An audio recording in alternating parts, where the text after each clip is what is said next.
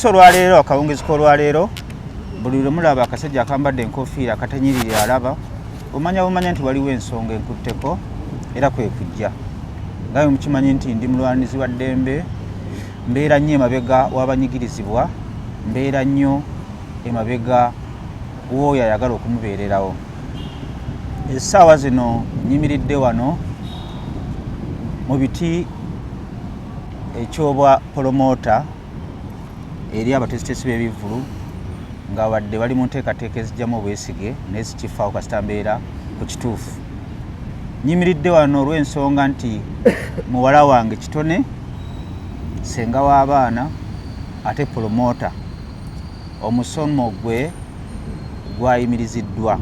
Omusomo buli muntu yenna gw'abadde yeesunga okulaba ku Tavern Woods e Kabuusu wali gwayimiriziddwa olw'ensonga nti ab'ekifo balina obutakkaanya ne nnannyini kyo gwe baalirizinga memba munnaffe naye konsati eyo omusomo ogwo bagusitopinze ku ssaawa esembayo era kitone waali aŋŋambye taata bw'otambeererawo nga bampita yadde agenda kweteekamu omuguwa. Bino ebintu by'okuteekateeka ebivvulu mubimanyi, bw'oteekateeka ekivvulu ne bakisitopinga kisobola okuleetera amabanja obulamu bwo bwonna ne butaddamu kutereera. Era essaawa zino kyekindeese okubagamba nti omusomo ogubadde ogw'okubaawo enkwata y'amaka kuba kakati ye mukyala atweninga ennaku zino olw'ebigambo bye bizimba byazaagamba abantu era obufumbo bungi nnyo bwatereezezza. Ekindeese wano mu kamera ez'olwaleero kwe kubategeeza nti omusomo gwayongezeddwayo wiikendi eno tegugenda kubeerayo, gugenda kubeera ku climax e Makindye nga 13 Julayi. Lujja kuba lwakuna omusomo ogwo enkwata y'amaka ate gugenda kwongerwamu n'ebirungo bwe gugenda okubeerayo. Ebirungo bagenda kubirabako olunaku kubanga bagenda okusomesa bagenda kweyongera obungi era nange abakyala bulijjo abakyala byonna bye muzze mu nkola ngenda kubyanjulako olwo era Katonda singa nnyamba ne wabeerawo Mama Fiina tugenda kwetwala akitegeera. Mama Fiina mbadde nsaba omusomo guno ogubeeremu 13 Julayi. Omanyi Mukama takola nsobi, ayinza okuba nga omusomo guno yagongezaayo olw'ensonga nga ate tugenda kubeera gw'amaanyi nnyo.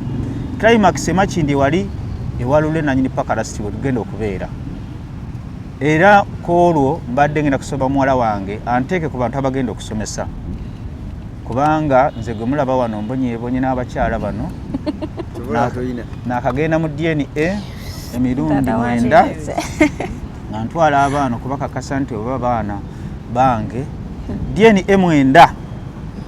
9 nezikola ki nezinfuuwa ne bagamba omwana omulina mu bukyamu bannannyini mwana bwe bakusanga bagenda kuteekako empingo.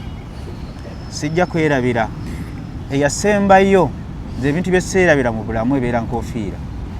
Enkofiira sigyerabira ebintu bibiri byesobola kwerabira nga nfuluma ekisenge kyange ebeera nkofiira n'essimu yange. Naye be baŋŋamba nti taata omwana si wuwo gw'oleese ne mpungamu kuba omwana wange nali mwagala nnyo. Kyenva mbabuuza bano enkofiira yange eriwo, kyenva baŋŋamba taata kweri. Ekitegeeza nti nali nkoze eki nga nvuddeko. Ebizibu bye nfunidde mu bakyala kwolwo ngenda kwogera ku bintu bibiri.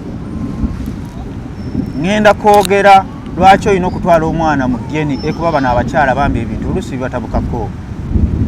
Ekyokubiri ngenda kwogera ku ba house girl bano abakyala batukumira abantu baffe awaka.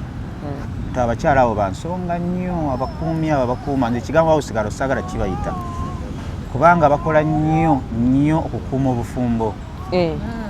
Kuba omukyala watabeera ng'oluusi yeekonya akagere house girl abeerawo ebiseera ebisinga era kwolwo ngina okubagamba nti abasajja 8 ku 10 baagala abakozi bawaka naye eyo sijja kugendayo nga nnaku z'omwezi nga 13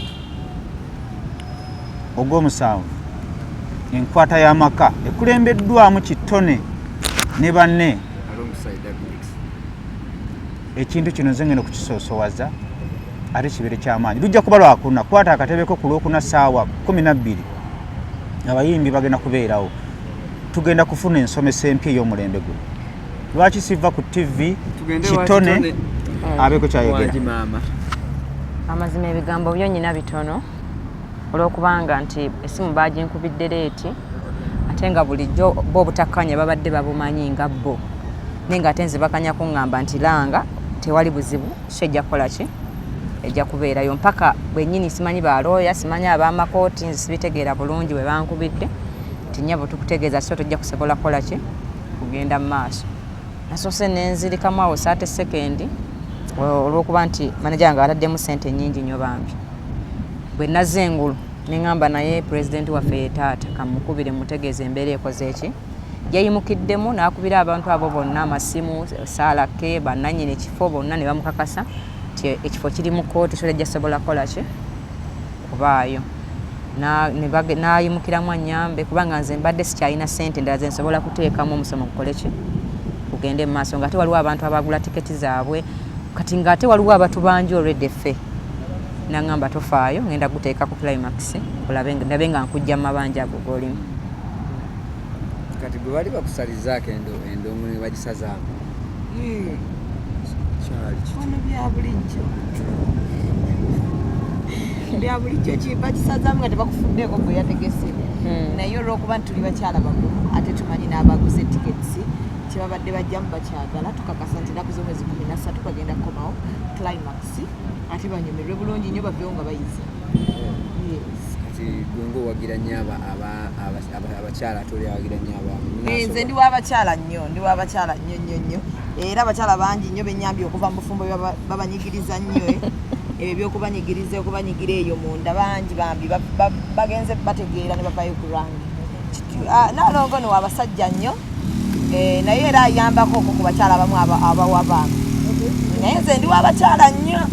Katwambalaganeko olwo ja kwambalaganako olwo kuba nze ndi timu bakyala ate ye timu basajja era abasajja olabanga bamwagala okufa banna anamanyi abasajja baganya babawolereza mu bintu byabwe.